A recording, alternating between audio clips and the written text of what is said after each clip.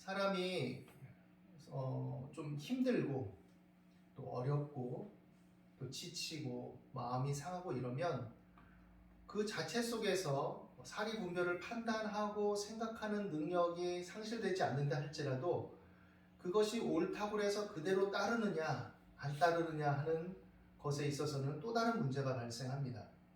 그냥 다 좋고 편안할 때는 이렇게 해야 옳습니다, 이렇게 해야 바른 겁니다 하면 큰 저항과 부담 없이 네 그래요 그렇군요 하고 받아들이고 실행할 수 있는 부분이 있는데, 내가 몸이 많이 힘들고 여러 가지로 지치고 또 마음이 상하고 이러면 그렇게 의당해야 하는 것을 알고 또 그것이 바른 길이라는 것을 또 내 생각과 양심에 비추어서는 인정하면서도, 그러나 그렇게 행하십시오 하면 저항하고 또 거부할 때들이 있죠. 사람이 어떻게 보면 그렇기 때문에 약간 일종의 어떤 양가적인 감정들을 가지고 있고 이중성을 가지고 있는 면이 생겨날 수 있다라고 볼 수 있습니다. 하나님을 믿는다 하면서도 때때로 내게 삶이 어렵고 힘겹게 전개되고 지치고 고단하면 하나님을 믿어야 하는 것을 알고 인정한다고 하면서도 내가 그에 부합되게 살아가지는 못하는 나 자신들, 또 때때로 그로 인해서 타협하고 하나님 뜻에 맞지 않는 것들을 적당히 타협하고 또 뭉개는 그런 자신들, 또 그런 주변 사람들을 볼 때가 있죠. 오늘 말씀을 보니까 하나님께서 이스라엘 백성들의 신음과 고통을 들으시고 또 그로 인해서 하나님께서 그들을 구하고 건져내시기로 작정하시고 그 언약을 기억하셔서 모세와 아론을 보내셨습니다. 모세와 아론을 통해서 이스라엘 백성들을 애굽에서 건져내서 그들에게 약속한 땅으로 인도하기 위함이었던 것이죠.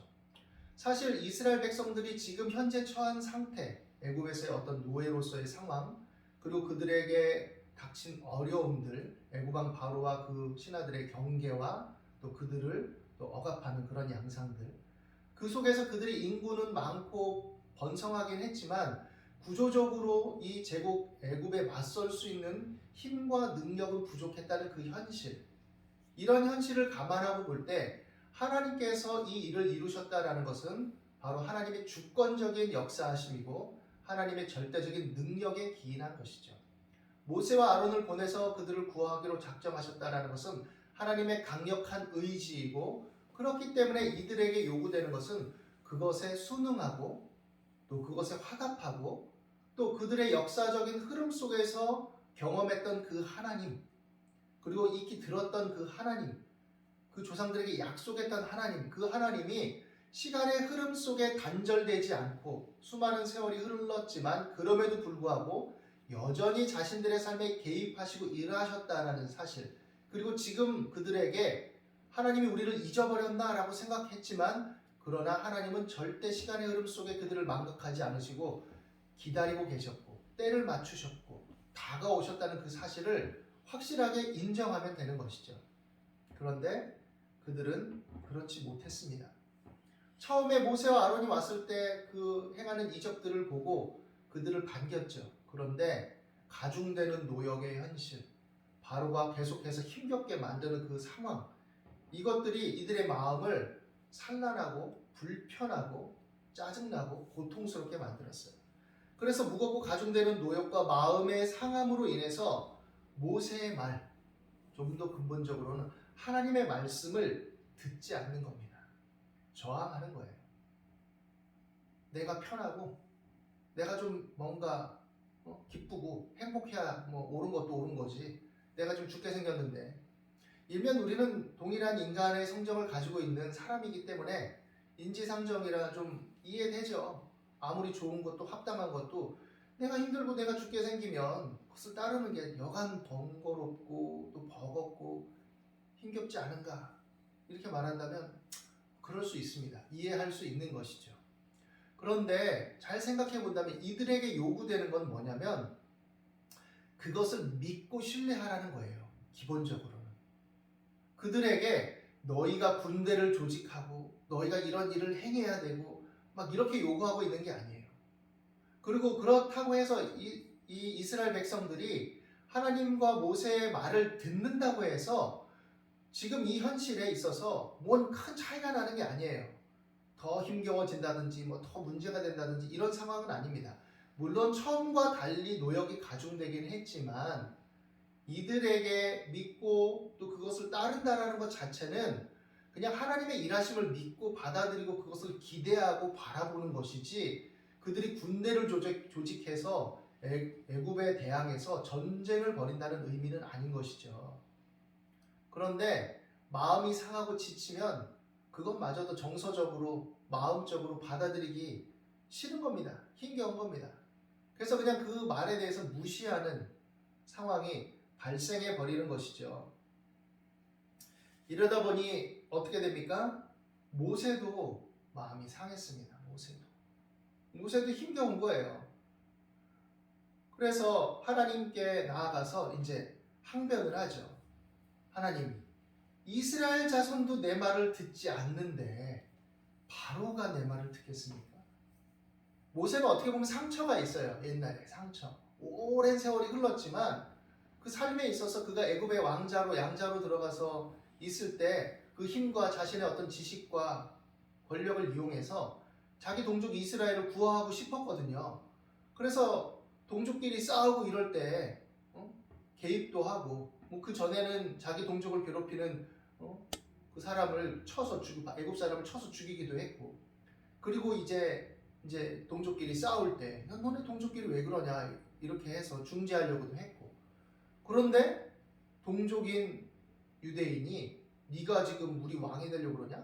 네가 우리 재판관이 되려고 그러냐? 네가 뭔데 이러냐? 네가 어제 애굽 사람 죽인 거 내가 봤다? 이러니까 이제 모세는 큰 논란과 충격 속에, 마음의 상처 속에 이제 바로에 의해서 죽임을 당할 것 같으니까 미디안 광야로 도망가서 40여 년의 세월을 그냥 보내지 않았습니까? 그러니까 한편으로는 그런 상처도 있을 수 있죠. 그래서 하나님께 항변하는 겁니다. 하나님, 내 동족도 이렇게 안 듣는데,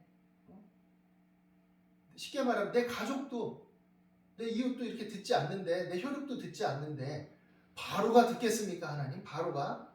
이렇게 얘기하는 거죠. 그리고 또 자신의 약점으로 이제 귀 기울여지는 거예요. 사실 뭐 말을 잘해서 그럴듯하게 해서 설득되는 게 아니라 그 말의 정당성과 진위성에 따라서 하나님의 주권으로 역사하시는 것인데, 모세는 이제 자꾸 자신에게 기울어지는 거죠. 사람이 힘들고 지치고 마음이 상하면 자꾸 내 약점, 내 약함, 내 상태, 내 힘겨움에만 집착하기 마련이거든요. 그러니까 하나님께 말하는 거죠. 하나님, 난 입이 둔한 자예요. 입이 둔한 자예요. 그러니까 막 여러 거리들이 있는 거죠. 내가 상처받았던 기억에 근거한 이 백성들의 지긋지긋하게 나를 저항하고 받아들여지지 않는 그런 것들, 그리고 나는 입도 둔해서 말도 이렇게 어눌하고 그렇게 유창하지도 못하고 막 얘기하죠. 그런데 이 출애굽기에 이 모세의 항변 다음에 나온 말씀은 뭐냐면, 여호와께서 모세와 아론에게 말씀하사 그들로 이스라엘 자손과 애굽 왕 바로에게 명령을 전하고 이스라엘 자손을 애굽 땅에서 인도하여 내게 하시니라. 이스라엘 자손도 그런 상태고 모세도 지금 마음이 상해서 그러고 있고, 애굽 왕 바로야 강팍하게 지금 원래 그렇게 굴고 있고, 그런데 하나님의 주권적 의지와 전지전능하신 능력을 따라서 그렇게 하게 하셨다라고 이미 선언하고 나서 어떻게 그 일이 이루어질 것인가에 대해서 이후에 이제 계속 기록되고 있는 것을 우리는 볼 수 있는 것이죠. 하나님께서 작정하신 일을 반드시 이루신다라는 것을 이 문구 속에서 우리는 생각해 볼 수가 있는 겁니다. 우리는 여전히 연약하고 작은 일에 신음하고 원망하고 불평하고, 조금 힘들면 하나님이 살아계시고 하나님이 일하시고 나를 구원하셨다는 사실, 때때로 내 생명의 주인이고 영원한 생명을 주셨다는 이 믿음의 사실을 알고 인정한다 하면서도 내 삶의 방식, 내 가치관의 방식들은 하나님의 말씀에 부합되지 않은 것들에 대해서 타협해버리고 선택해버리고 투덜대고 원망할 때가 많이 생기죠. 그게 사람입니다. 그게 사람. 그런데 기억해야 될 것은, 때때로 우리가 힘겨워서 그런다 할지라도 우리 중심 속에 하나님이 일하심에 대한 기대와 믿음을 버리지 않게 되기를 바랍니다. 하나님의 약속과 하나님의 그 주권 속에 하나님은 반드시 나를 향한 뜻을 이루시고 또 하나님이 나를 구원하신 그 약속을 반드시 이루신다는 사실을 기억하면서 예수 그리스도의 십자가의 은혜를 붙들 수 있게 되기를 바랍니다. 사람은 잘 바뀌지 않아요. 사실 어떻게 보면 믿음이 생기고 하나님의 은혜의 역사를 체험하면 좀 변하면 좋은데 그렇지 않습니다. 이제 이런 상황 속에서 모세를 통한 10가지 이적을 통해 이스라엘 백성들이 애굽에서 탈출하고 나서 이제 가나안, 약속의 땅 가나안을 향해 가는 여정에도 이스라엘 백성들은 여전히 원망하고 불평합니다.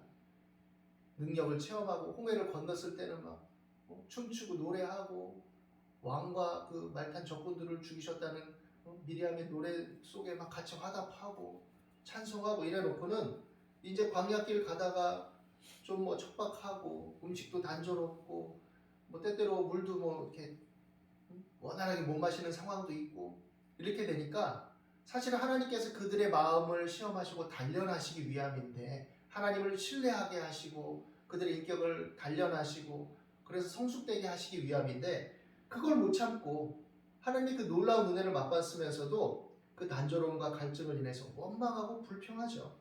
심지어는 애굽으로 다시 돌아가자라는 망발까지 합니다. 하나님과 모세가 우리를 이 광야로 끌어내서 죽이려고 하는 거다 이거는. 옛날 애굽에 있을 때 먹었던 것들 그 뭐 여러 가지 나물들도 있었고 양념들도 있었고 고기도 뭐 가끔 먹었는데 과장해서 생각하겠죠. 어떻게 보면 이게 뭐냐 광야에서 맨날 그렇게 원망하고 불평하죠. 본질을 바라보지 못하면 구원의 은혜가 무엇인지를 놓치게 됩니다. 구원의 은혜는 생명이에요. 이 생명은 이 땅에서의 생명도 물론 중요하지만 이 땅에서도 하나님이 돌보심의 약속이긴 하지만 그러나 그것은 내 상태, 내 연약함, 내 한계, 내 능력이 비록 부족하고 연약하고 내가 많이 성숙시키지 못하고 발전시키지 못해서 이 땅에서 내가 초라하게 살아도 그럼에도 불구하고 하나님이 이 세상의 잣대로 그를 재단해서 야 너는 공부도 못했잖아. 야 넌 집안도 좋지 않잖아. 야 너는 뭐 키도 작잖아. 야 너는 뭐 능력도 없잖아. 재능도 없잖아. 이런 식으로 판단하시는 게 아니라 네 영혼은 귀하고 너는 내가 사랑하고 네가 아무리 부족하고 약하다고 느껴질지라도 네가 나를 위해서 한 게 없는 것처럼 네가 생각된다 할지라도 나는 너를 택했고 너를 사랑하고 너를 구원할 것이다 라는 이 약속 안에 있다는 이 사실이죠. 이것이 실제적이고 강력하고 큰 은혜의 믿음으로 내게 다가올 때 그것이 믿음의 징표이고 구원받은 백성의 확신이라고 말할 수가 있는 것입니다. 세상은 어떻습니까? 어떤 기준이 있죠. 어느 점수 이상을 맞아야 나를 받아주고 어느 정도 생겨야 그래도 막 사람들이 좋아해주고 뭐 세상적 기준이 있지 않습니까? 거기에 미달되면 내가 오라도 아무리 외쳐도 들어주지도 않고 뭐 이런 일이 있을 수 있잖아요. 그런데 하나님께서 이 모든 것들을 알고 계시고 내가 하는 작고 소소한 일들조차도 하나님께서 의미를 부여해 주셔서 믿음 안에서 그냥 어려운 사람에게 냉수 한 그릇 주고 뭐 지나가던 노인분 길을 잃고 있을 때 길이라도 찾도록 이렇게 조금 도와드리고 하나님 안에서 나의 불편함과 나의 피곤함과 일상의 어떤 짜증스러움들을 감수하고 눌러놓고 그것을 딛고 친절과 사랑과 자비를 베풀려고 노력할 때 그것들이 별거 아닌 것 같은데 하나님은 그래 너 삶이 참 힘들었는데 그래도 네가 그 속에서 그렇게 이웃하고 함께 하려고 하고 어려운 사람을 돌아보고 참 귀하다. 그게 바로 내가 사랑하고 아끼는 마음이고 나의 자녀된 증거란다 라고 인정하실 그 날이 반드시 올 것이라는 얘기죠. 그렇기 때문에 우리에게 믿음이라는 것은 하나님의 자녀됨에 대한 확신, 이것을 자꾸 확인하고 이 가치를 입증하는 삶을 살아야 된다는 것을 말하고 있는 것입니다. 요한복음 6장 22절 이하에 보면 예수님께서 오병이어의 이적을 행하신 이후, 그 표적을 행하신 이후에 이제 먼저 떠나가십니다. 그리고 이제 무리들이 가버나움으로 가서 바다 건너편에 있는 예수님을 만나게 되죠. 그리고 예수님을 만났을 때 예수님이 그 무리들에게 말합니다. 너희가 나를 찾는 이유는 너희가 내가 메시아로서의 그 표적을 보여줬기 때문에 오병이어의 그 표적을 통해서 생명의 주권자이시고 인생의 주관자이신 그 하나님의 백성들을 이끌어내서 그들을 생명으로 이끄신다는 그 표적을 보고 깨닫고 생각했기 때문이 아니라 배고플 때 떡을 나눠주니까 그 떡을 먹고 배부른 까닭이다 라고 이렇게 얘기를 합니다. 흡사 이스라엘 백성들이 광야에서 만나가 단조롭습니다. 힘겹습니다. 이게 뭡니까? 라고 투덜댈 때 하나님께서 메추라기를 보내시고 그래서 고기를 막 먹게 하시니까 그 의미 그리고 자신들의 어떤 그 원망불평에 대한 잘못에 대한 반성 이런 것으로 귀결되기보다는 그냥 고기만 실컷 먹고 이런 식으로 귀결됐듯이 이스라엘 백성들, 이 유대 백성들, 예수님 당시 백성들도 그 의미와 뜻을 생각하고 헤아리기보다는 그냥 육신의 만족만을, 지금 육신의 형편만을 생각하고 급급했다라는 것을 말하고 있는 것이죠. 예수님께서 그들의 육신의 필요를 무시해버리신 것이 아닙니다. 그렇기 때문에 늦게까지 말씀을 듣고 있으니 배고플까봐 걱정이 돼서 그들을 먹이신 거죠. 먼저 하나님의 나라와 의를 구하는 자에게 이 모든 것을 더하시고 우리에게 일용할 양식을 공급하신다는 약속을 하나님은 지키실 것이라고 우리는 믿습니다. 때때로 힘겹고 어렵지만 우리 삶 속에서 어려운 과정 속에서도 그래도 때를 따라 공급해 주신다는 것을 우리는 분명히 믿고 체험하고 알 수 있어요. 그런데 뭐가 중요한지에 대해서 생각을 해야 되는 것이죠. 예수님 말씀하십니다. 썩을 양식을 위하여 일하지 말고 영생하도록 있는 양식을 위하여 일하라. 모세는 광야에서 만나를 너에게 줬지만 나는 하나님의 떡을 너에게 줄 것이다. 하늘로부터 내려오는 생명 양식을 너에게 줄 것이다. 그럼 이 생명 양식이 뭐냐? 이것은 예수님이 우리를 위해서 기꺼이 내어주실 자신의 몸을 얘기하는 것이죠. 내 살은 참된 양식이요 내 피는 참된 음료로다. 생명 양식, 생명 음료로서 자신의 몸을 우리의 대속의 제물로 십자가에 공의의 심판의 대속으로서 우리 대신 십자가에 내어줄 것을 얘기하신 것이죠. 그 의미를 이해하고 받아들였어야 하는데 많은 사람들이 이 말은 참 어렵도다. 누가 지 살을 주어 먹게 하겠느냐. 예수님이 행하신 일들과 그 의미들을 되새겨본다면 설사 그 말이 좀 이해가 되지 않더라도 예수님 그 말씀의 의미는 무엇입니까? 묻고 생각하고 공부해야 되는데 마음속에 뭔가 저항감이 생기는 거죠. 사람의 심리라는 게 참 묘하죠. 그리고 이해하기 어렵다. 그리고 떠나갑니다. 그 말 하나를 이제 빌미 삼아서. 하나님을 믿는다 하면서도 우리가 작은 것 하나를 빌미 삼아서 하나님을 멀리할 때들이 생깁니다. 내가 이렇게 했는데 이거 뭐 하나님 계신 거야? 기분 나빠. 내가 교회 생활을 했는데 뭐 이런 것들이 다 있어? 기분 나빠. 물론 마음 상할 수 있고 때때로 오해가 생길 수 있고 정말 뭐 어떤 관계성 속에서 인간관계 속에서 화나는 일이 생길 수 있겠죠. 그런데 그게 하나님을 멀리할 빌미가 돼서는 안 된다는 것이죠.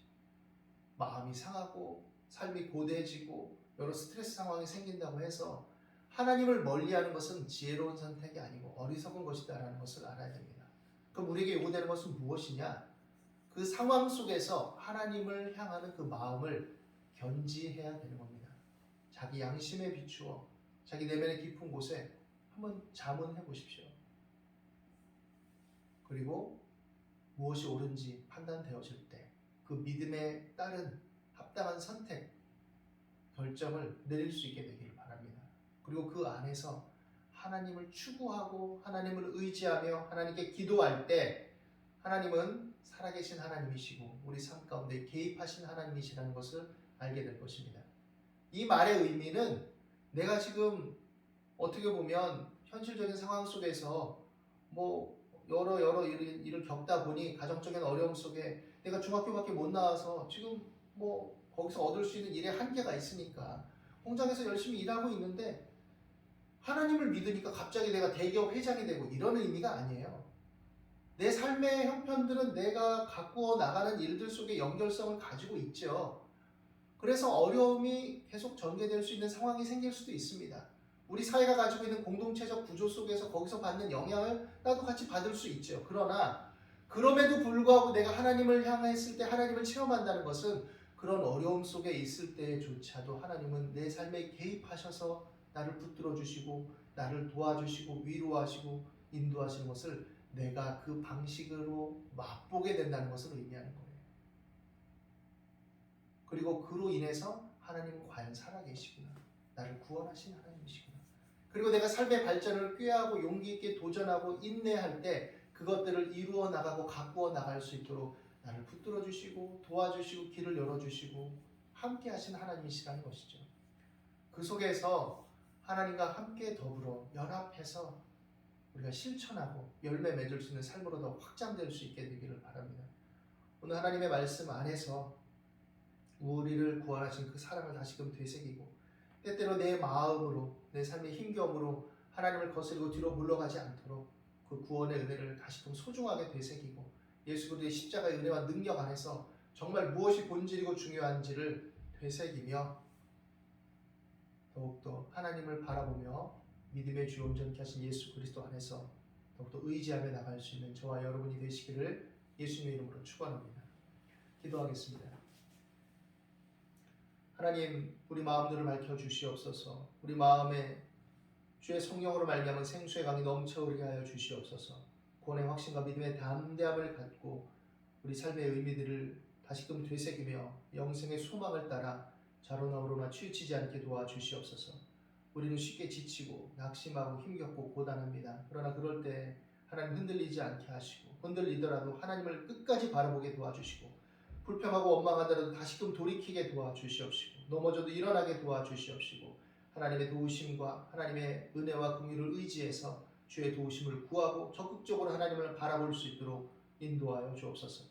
이제 우리 가운데 역사하신 능력들 온갖 구하는 것이나 생각하는 것을 더 넘치도록 능히하실 주님을 소망 가운데 바라보며 담대히 전진하게 도와 주옵소서. 감사와 찬송을 드립니다. 예수 그리스도 이름으로 기도드립니다.